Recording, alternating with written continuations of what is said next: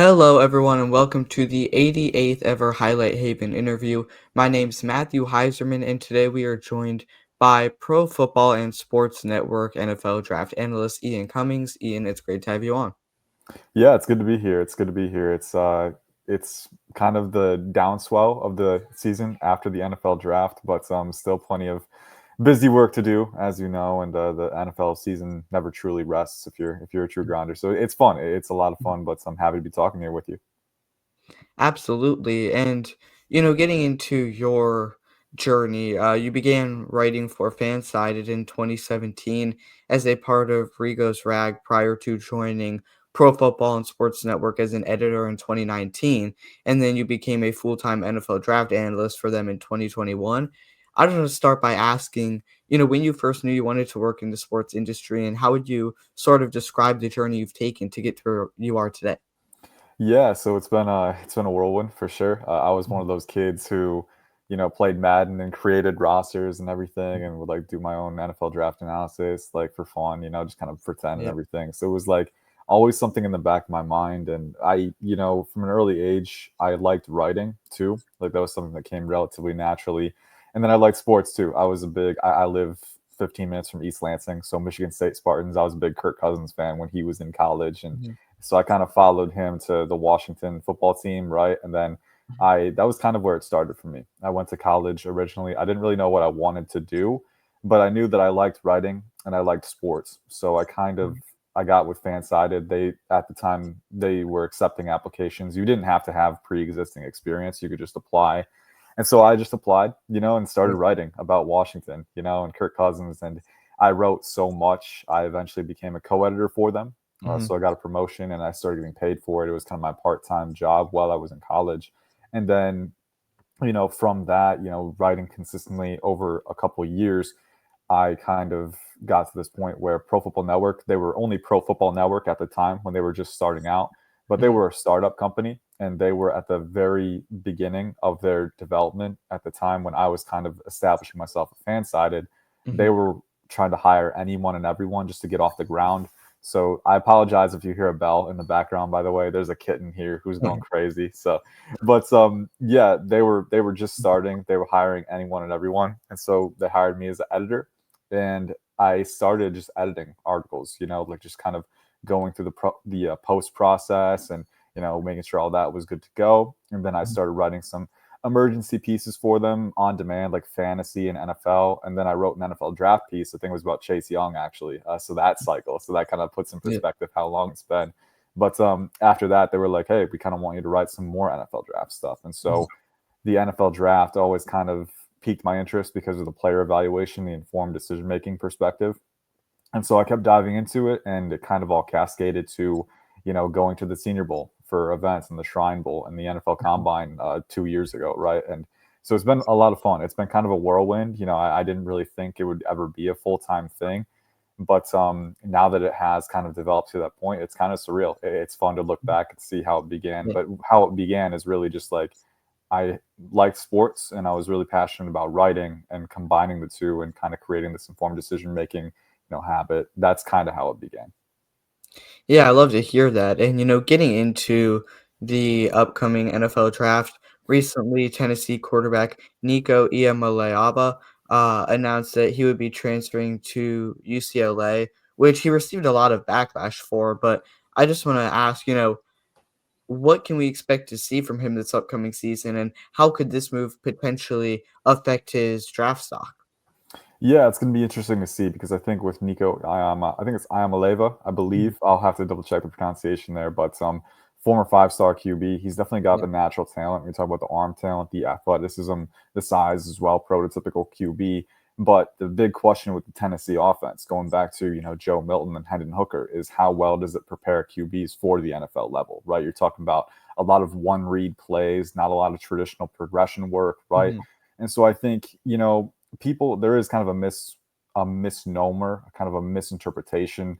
People really value progression work. That's not the only element of QB processing that is important. Sometimes it is just about identifying one-on-one mismatches, right? Or reading high to low really quickly and recognizing when individual defenders are in conflict, right? So, pure progression work isn't the only element of processing that matters, but it is a pretty big thing at the NFL level, right? Mhm. Because your first option, isn't always going to be available. You need to be able to Mhm. adapt and read across the field and sift through multiple overlapping details, especially over the middle of the field, right? So I think for Nico, this past season, you could definitely see the natural talent that's there. But I Mhm. think you also saw that he still needs to mature with his decision making, with his Right. field vision. And I also think mechanically there is some room to keep growing too. So I think at UCLA, you're going to have a more pro style offense. Ideally, you're going to get to see him work in more translatable situations. Now it's just a matter of seeing how he comes out from that, right? And also, I would say the Big Ten competition, but I think the Big Ten and the SEC are pretty level in terms of Big Ten, you've got Ohio State, Michigan, Yeah. Oregon. You've got a lot of blue blood programs, but in the SEC, you've got Alabama, you've got Georgia. So I think both conferences have a really high level of competition to offer. So nothing's changing there. He's still going to get to prove himself, but I'm hoping that the offensive structure he will grow to meet that challenge and be consistent because that's what NFL programs are looking for beyond the natural talent. You got to show that you can be a field general, an operator in structure. I think that'll be the next step for him. He's got all the talent for sure, Mhm. but there's still a long way to go from the Yeah. developmental perspective. Now, there's also been a lot of talk recently regarding whether Arch Manning will declare for the 2026 draft or stay another year in college. What are you expecting him to do, and what option would you say is the best in general for his career?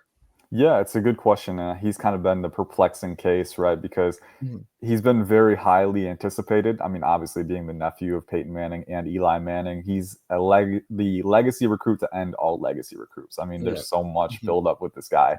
And I think with him, too, being the top overall recruit, 5-star, in a limited sample at Texas, he has produced very well so far, right? But it's an extremely limited sample, right? So we can't really project reliably off of that. So, looking at the tape, what's there right now, because I know he started against Mississippi State last year in particular, which was a pretty good game to gauge where he's at right now. I think the natural talent is definitely there, the prototypical size, the athleticism, the arm talent as well.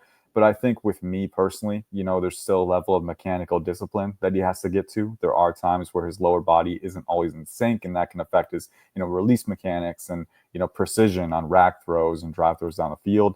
So I think a lot of the things, and then field vision as well. There are times where he's still hesitating on those tighter windows. You need to be, not fearless all the time, but like confident enough to test those tight windows, right? Yeah. And you need to see those windows better. I think, with more reps, the game slows down for you as a processor, right? So I think he just needs more experience. He needs to get his feet a little bit wetter, but we don't really know where he's going to be at right now because we still need to see that crucial season of football that we haven't seen from him yet. So where is he going to be right, looking at it right now, projecting the future? I don't quite know. I think he could very well declare, like, we'll just address the best Mhm. case scenario for him. Let's say he plays as well as we think he can, being a former number one overall recruit with the elite physical talent, being the legacy recruit, having Peyton and Eli to bounce off of. I think he has the natural talent to go and has the support at Texas too with Steve Sarkisian, with all of the weapons that they have. He can go number one overall if he plays as well as we think he can. That Mhm. said, he's also the top valued NIL athlete in all of college sports, right? 6 million Yeah. valuation. So there's no monetary incentive for him to declare early. He could stay in college and produce and, fight for a championship and stay until his senior year and still make the same amount of money that he would on an NFL rookie contract. So there's no monetary incentive for him to leave early. And then looking back at Peyton and Eli, both guys who went number one overall, they both stayed through their senior years too. So it could be a tradition thing as well. As far as whether he declares or not, I'd say the only outcome in which he does declare is if he plays well enough to be in consideration for number one overall, right? Because that's the only outcome where the pay rivals what he would make from NIL, right? But so, and I think traditionally we do see prospects strike while the iron is hot, right? Because you don't want to risk staying an extra year and then cooling off, right? So I think with Arch Manning, it's a unique case because of the NIL valuation, because of the Manning tradition. He does have the ability to play well enough to go number one overall, but there's so Mhm. many overlapping factors. I could see him stay as well. So kind of 50-50 on the fence right now. Mhm. But no matter how much I break it down, I keep coming back to we just got to wait and see. We just don't know at Yeah. this stage, and that's Yeah. okay. Now, obviously, we're still around 10 months away from the draft. A lot can change until then. The season hasn't even started. But is there one sleeper that you have as of right now? A sleeper, whew, that's a good question. It's difficult because like there's so many names bouncing around. Going by position, he's not really a sleeper anymore. Fernando Mendoza transferring from Cal to Indiana. I'm really excited to see what he does. I think he has number one overall potential too. He's got that rocket arm. He's got really good athleticism for his size, and he's a fearless player. Gutsy, clutch in really high pressure situations. So excited to see what he does. Eli Holstein from Pittsburgh is another one, transferred there from Alabama. Still kind of growing. He's coming back from injury as well because I think he was lost to injury late in the season, but a very talented player. Reminds me kind of a young Sam Darnold just from his mobility profile, where he's got Yeah. the size, but he can move a little bit. He can operate off platform. He's got a good arm, some craftiness to him as well. So I think QBs, that's what I'm looking at. Elsewhere, wide receiver Eric Singleton Jr. from Georgia Tech transferred over to Auburn. They've got Jackson Arnold at QB now, so it remains to be seen how the passing offense files in there. But Eric Singleton, I like the explosion, the speed, the rack utility, the versatility. So wide receiver, he's a potential sleeper there. And then trying to go from different positions, Drew Shelton at Penn State is a guy that I like a lot. Positional versatility, he's got a really nice snatch and trap move, athleticism. So all those things for him as well. And I'm still getting through the defensive positions, so I'll have more and more Yeah. answers for you as I keep going down the list. But right off the top, it looks like a really deep class. I'm really excited to really scour all four corners and see what we come up with, because I think with this year in particular, especially with the transfer portal, so many good group of five, and it's a bittersweet thing because you love to see group of five guys emerge and like stay at their school and produce and kind of give notoriety to those schools. But we're seeing a lot of in the past with the NFL draft, it's been the cream rises to the top, right? Well, like Sauce Yeah. Gardner from Cincinnati was one example. The AAC, not a Power Five talent, but he ended up going top five anyway, right? Those guys, the cream is rising faster now. Instead of elevating at the NFL level, they're elevating in college. They're going from the AAC or the MAC or the Conference USA to the Big Ten and the SEC. Before they make the leap to the NFL. So it's kind of bittersweet, but I think it also deepens the initial talent pool that we get a sense for, right? A lot of those guys are transferring over and making those positions deeper from a draft perspective, and that's going to be a fun thing to watch too. Like Isaiah World, offensive tackle, is another example from Nevada. He's got the size, he's got the athleticism, and Ethan Onyanwa from Rice too, transferring to Ohio State. Isaiah World going to Oregon, right? Those two guys are going to be able to prove themselves at a higher level of competition, giving scouts more information that they wouldn't have necessarily been able to see before. So I think that's a really exciting effect. That's where more and more sleepers will emerge. And it's going to be exciting because this class in particular feels very deep across the board. Now, obviously, last year was an extremely good running back class, and I think you Mhm. wrote an article about this. But who are some underrated running backs or sleeper running backs in the 2026 class that we could see climb their way up the draft boards over the next year? Yeah, for sure. One guy that's fresh on my mind, I was posting a lot of clips about him, Jonah Coleman from Yeah. Washington, 5'9", 229. I think he had 193 carries for 1053 yards and 10 touchdowns last year. So, very productive, efficient, kind of reminds me, I don't have a comp for him right now, right? But I think one thing that I love from running backs is being able to create for yourself, right? If you can Mhm. operate on schedule and have vision, that's good. But also, the angles and the defender gap leverage, like all of that is fluctuating at a really fast pace on any given run. So, can you see what's in front of you? And more importantly, go from plan A to plan B if things don't go your way right off the snap. And I think Jonah Coleman is one of those guys who's got the lateral agility, he's got the fluidity, the twitch, the change of direction, especially for his size. It's really impressive. I don't think he's as explosive or as fast on the vertical plane as you would want him to be, but he definitely has the ability to kind of bait defenders, press behind blocks, and capitalize with that lateral agility. And then he can finish forward. I think he's a really good pass blocker. Not a super versatile receiver, but a guy who I think could go on to surprise people because as far as running goes, he's got the reliable framework for that. And you don't have to feel bad about putting him out there on third downs to protect the QB. That's another really important element too. So Jonah Coleman, I like him a lot. trying to think of more sleepers. Darius Taylor from Minnesota is another one. He hasn't gotten a ton of hype yet, but again, 6 foot, 215. I think he's really fluid and well versed for his size. He's kind of, he combines fluidity, finesse, and force, which again is something that I love. If you're running back, if you rely only on one thing, your ceiling is going to be a little bit limited. But I think Darius Taylor is already really instinctive as far as spatial management, setting up guys again. And then he's actually got some receiving versatility. He caught over 50 passes this past year, I think 54 catches. So, a guy who can operate out of the backfield, be a pass catcher for you, but then also has the size and the fluidity and the spatial IQ to be a good volume runner as well. So those guys stand out. There's a few more. Desmond Reed from Pitt is a fun one. Really versatile receiver. A little bit smaller. Jaheim White from West Virginia. Another smaller guy that's more dynamic. You'll see a few of those down the line in this class, but those names off the top really stand out to me within that lens. Now, obviously, the guy who goes first overall in the draft is not always considered the best player. Obviously, depends on a team's needs. That said, who's the number one guy on your overall big board right now? So right now, and I haven't gotten through every single position with my initial grade, but right now my highest grade is Jeremiah Love from Notre Dame, which is kind of a quandary because he's a running back, right? And there's been so much issue about the valuation of running backs. And I still have to get to, Caleb Downs. I'm really excited to get his valuation. I have a feeling he'll grade really highly for me. Peter Woods from Clemson, I think will be in that discussion too.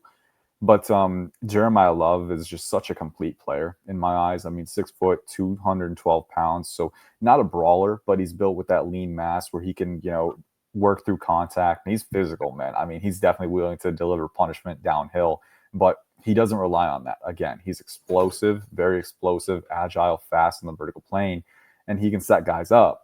But he can also, dish out physicality, stiff arms to keep himself on his feet. He's got versatility as a receiver. And then I think the variation with his setup space usage is really key. That 2 yard stretch after you get the exchange, whether it's on an inside zone, outside zone, wide zone, or, kind of a toss play, sweeps, like whatever he's working with, he has the setup variation to use stutter steps or hezzy moves, to bait the defense, freeze them, and then open lanes for himself. So that added level of control on any given play on top of the elite physical foundation, that makes me so bullish on Jeremiah Love. And then on top of that too, you'll see him, it's really unique because Riley Leonard was such a dynamic running threat at QB. They had designed runs where Jeremiah Love was operating as a lead blocker, right? And he was still doing a really good job there too. So just a bonus, but I'd love to see that kind of versatility. He's, one of my highest rated running backs over the past few cycles and right on the heels of Bijan Robinson and Ashton Jeanty, right? And Jeanty was one of my highest rated players entering the year last year too. So, Jeremiah Love in very good company. Again, I think there are some players who will challenge him at the top of the board. I anticipate, Caleb Love will be up there. I anticipate that Peter Woods will be up there. Some edge rushers too. Keldrick Falk, Danny Dennis Sutton. I think Ruben Bain is a really fun player too. TJ Parker was really productive at Clemson. But Jeremiah Love has such a well-rounded profile on top of having the elite physical talent. He's going to be tough to beat, and he's going to be a really fun player this year. Yeah, 100%. And, this is a stacked quarterback class, to say the least. You got guys like Cade Klubnik, Garrett Nussmeier, Drew Aller, Lenora Sellers.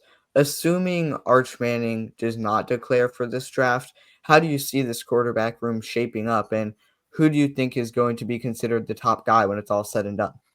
Yeah, it's a great question. And honestly, there is an element of we don't know. We're going to Yeah, have to wait yeah. and see. But I think right now, right, just looking at each of their situations, Cade Klubnik has a wide receiver one candidate in Antonio Williams. I love Antonio Williams' tape. I think he's a natural born separator. He's got rack ability. And then they got Tristan Lay and Blake Miller as one of the better tackle duos in the league, too. Two guys who both have NFL potential. So I think as far as offensive line and weaponry goes, I think Cade Klubnik is really well suited there, and he's got a defense that's going to be one of the best in the league too. So he doesn't have to worry about playing from behind too often. I think he's going to be in a really good situation to play comfortable and be productive. And he took such a big leap last year. I mean, he's on a really stark upward trajectory. So Cade Klubnik is by a hair my favorite for QB1 right now, and I think the circumstances are ripe for him to stay productive and keep climbing that. But at the same time, you look at him. And I made this argument. I did a film breakdown of Cade Klubnik this past, I think 2 weeks ago, actually. Mhm. And The comparison that's come to mind for me is like Bo Nix, like a guy who's not the Yeah. biggest, but is agile, has really fluid hips, really, really good arm elasticity as far as adjusting his arm angle, his release point, and playing off platform with the smoothness of a point guard. He's definitely got that. But at the same time, what was one of the knocks on Bo Nix coming out? He didn't quite have the arm strength the other guys had, the velocity. And I think comparing Cade Klubnik to Fernando Mendoza and Lenore Sellers, that's going to be something that might be a differentiator for him. He's a Mhm. dynamic athlete, but Lenore Sellers is one of the best running QBs to come out in the last 5 years, in the same vein of Anthony Richardson and Justin Fields, right? Fernando Mendoza has an absolute rocket of an arm, angle freedom as well. So, these guys, the prototypical guys, they're Mhm. built to, they're built with more amperage, more RPMs, and I think more horsepower at the end of the day. But Cade Klubnik is such a smooth operator under point, and he's got that creative ability too. It's going to be really tough. But I think looking at the other situations, Fernando Mendoza coming to Indiana, that's going to be a big step up. I think in terms of not a big step up. California had they kind of had they were slept on in terms of NFL talent because a lot of guys transferred out. Messiah Hunter going to Nebraska, Mhm. Jack Endries going to Texas, right? So they had a lot of guys, but I think coming to Indiana, Elijah Surratt is going to be a good player, and I think they're going to mesh well. Yeah. I think there is enough NFL talent on the offensive line too. They got Roman Hemby coming from Maryland at running back, so I think he'll have enough talent to produce. I think he's trending up too. Lenore Sellers doesn't have quite as much, but he's got Nick Harbor, right?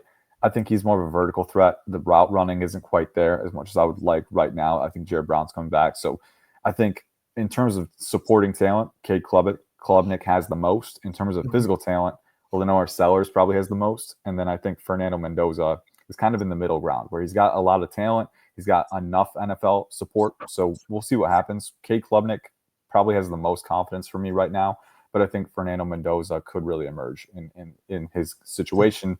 And then Lenore Sellers having the comfort of being in that offense for yet another year, I think that can help him as well. So it'll be a close race to summate that all of that into a 2 sentence answer. It'll be a close race. I like Klubnik right now, but I like all three guys. Now, I know you used to obviously cover Washington. I'm a big Commanders fan, Mhm. and there's no doubt that they could use a defensive end. They didn't draft one in this year's draft. So if they want to go down that route next year, draft a defensive end towards the end of the first round, who are some guys they could potentially be looking at? Yeah, I think it's going to be a fun class because there appears to be an abundance of first round potential for sure. The guys that I mentioned earlier, Keldrick Falk from Auburn, right? Really raw right now in terms of technical refinement, but 6'6", upwards of 280 pounds, and he's a high energy athlete. I mean, he's Mhm. explosive, he's twitched up, he can play from different alignments. And I think when you think about the Dan Quinn defense, what is he like? He likes bigger guys who can play from different alignments if you need them to, but can also rush from wider alignments if you want them to use their build-up power to cave in the tackles. So, like, they can do that as well. Dorrance Armstrong fits that. Clellan Ferrell kind of fits that with the heavy-handed style. Dante Fowler was more of a speed finesse guy, but he had the size to generate power too. Yeah. So, you want bigger guys. And Johnny Newton from Illinois, he Mhm. played a lot of three tech, but there are reps of him at Illinois playing out at wide 7 and 9 tech, right? Rushing from there. So a lot of line versatility. I think Keldrick Falk fits that really well. I think that Ruben Bain could fit that very well. I think he's trimming down ahead of this year. He's 6'3". He's played as heavy as 270. I think he's trimming down a little bit. So, maybe 6'3", 260, but still heavy-handed guy with that natural leverage profile to drive power. TJ Parker as well. I don't think he's quite the elite athlete that these guys are. I think he's explosive for sure. The hip fluidity is a little bit of a concern for me using Ben to get around the corner, but he's got a good power profile and he knows how to use it. He can use forklift swim moves, to get under the tackle and then kind of pry his way through. So a really technically proficient rusher with a lot of great natural instinct for how to win one-on-one. So that'll be good for him too.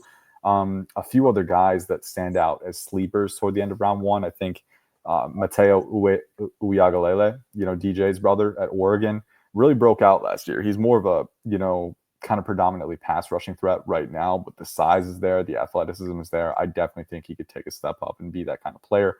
LT Overton from Alabama, as raw as can be, but again, 6'4", 280. He's got that nimble athleticism. You'd like to think he could become something more. I think for Washington, and the hybrid mold that Dan Quinn likes, I would probably prioritize Keldrick Falk. He would be at the top of my list, Mhm. but Mateo Uyagalele is up there as well. I think Ruben Bain could fit that nicely. Danny Dennis Sutton too. I forgot about him, but being at Penn State, he's as good of an athlete as there are, 6'5", 270, and he's got the explosion, the bend, the power. I think he was really coming into his own last year. So there's going to be and I don't want to say an embarrassment of riches, but I think Washington is definitely going to have to pick up the litter.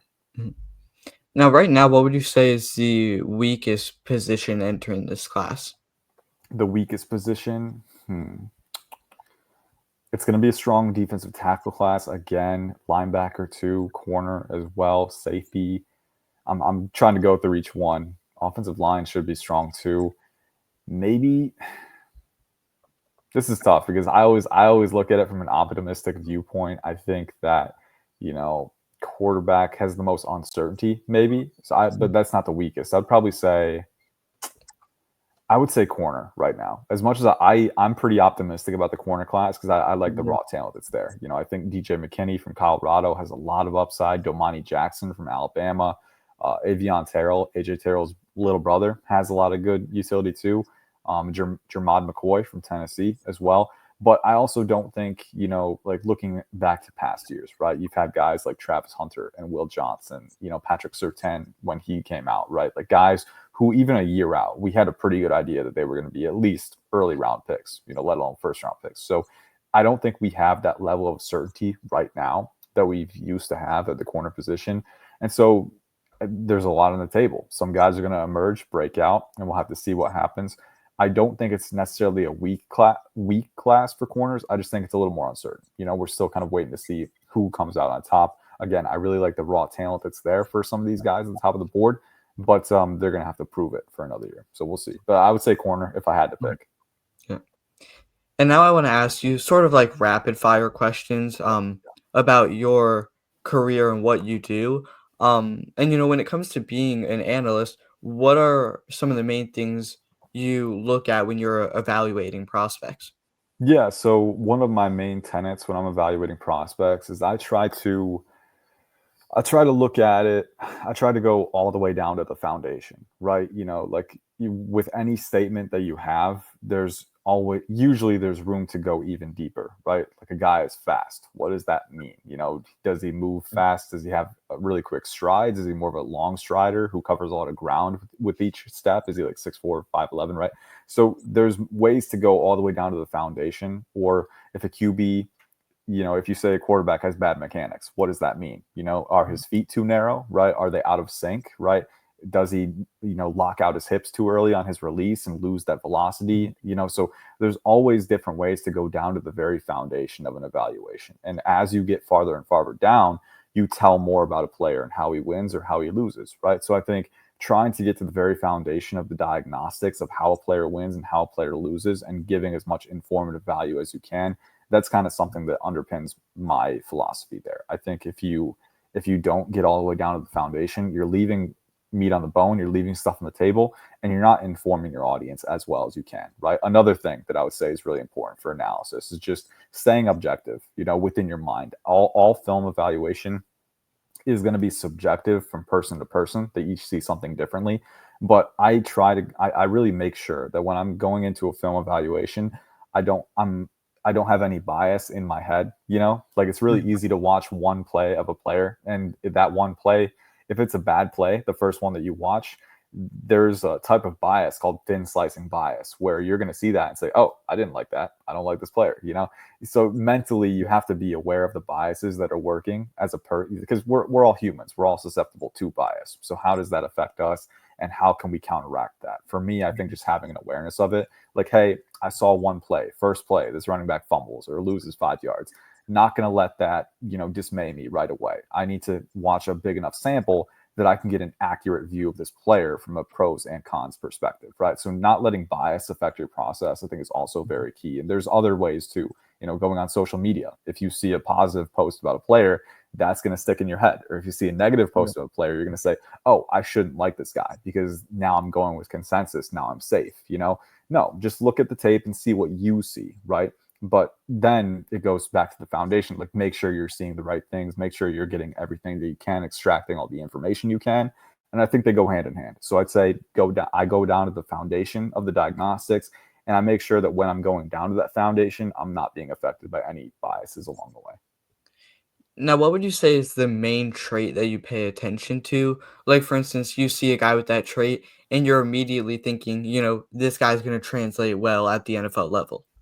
That's a really good question. I think it varies from position to Mhm. position. I think for quarterbacks, you see the mental stuff right away. Yeah. I think the physical stuff like the arm talent, that's something that you can pick out really quick. But as far as separating the guys that are really talented at the top, because most of the round one guys are going to have plus athleticism or plus arm talent.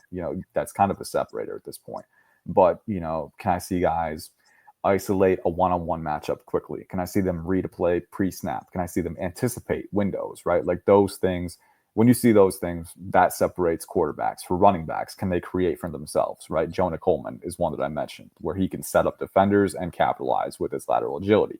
Wide receivers, can you use stride variations on your routes? Right, are you just a long strider who doesn't really use any modulations, or can you manipulate DBs one on one? Right, that's a really important thing for me. So I think it's different for every player. I will say the players that engage in physicality, running backs, offensive linemen, defensive linemen, linebackers, corners, safeties, playing with physicality, being willing to play with physicality and be authoritative at contact. That's another really big thing, because you need to be able to tackle if you're a corner or a linebacker or a pursuit player. And if you're in the trenches, you need to be able to impose your will and get a angle advantage right off the snap. And being willing to play with power and willing to play through contact is such a big thing too. So it's different for every position, but there is something distinct.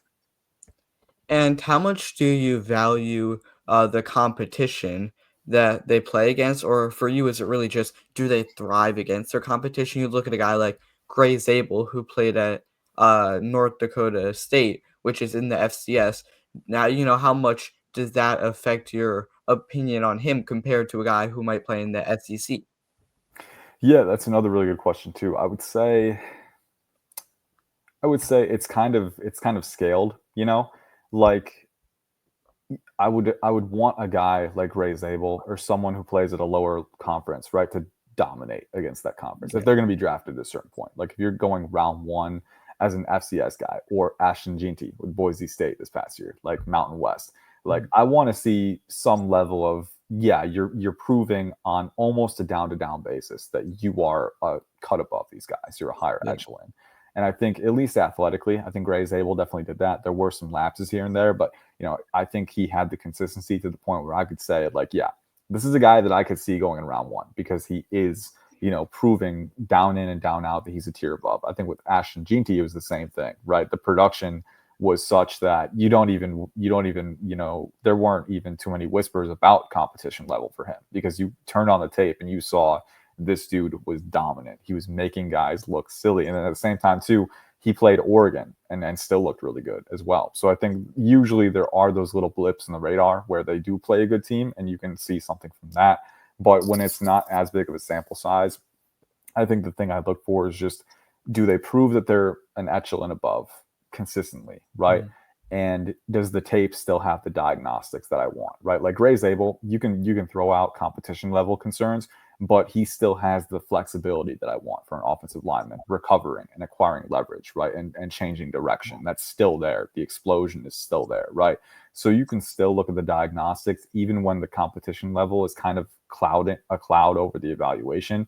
I think it's definitely something to take into account. It's something to be aware of, but it's not something that I let dictate my view of a prospect, right? It's something, all right, the competition level is a concern, but let's see if the diagnostics are still there, and let's see Mhm. if they dominate to a level where I feel confident that they'll be able to make the leap at the NFL level. Now, the last question I want to ask, um, what would you say is the hardest position to correctly evaluate? Where maybe there's one position where you see a guy, you like what you're seeing, and you know that that's going to translate well. But maybe there's a position where, someone's thriving at the college level, but you're just not certain that, he will thrive that same way in the NFL, if that makes sense. Yeah, for sure. I think it's getting, for me anyway, it's gotten a little bit easier as I've gone along for every player. I Mhm. will say tight end is kind of tricky because Yeah. you definitely need to be able to block. Yeah. And we always, the first thing we look at is the production as a receiver, right?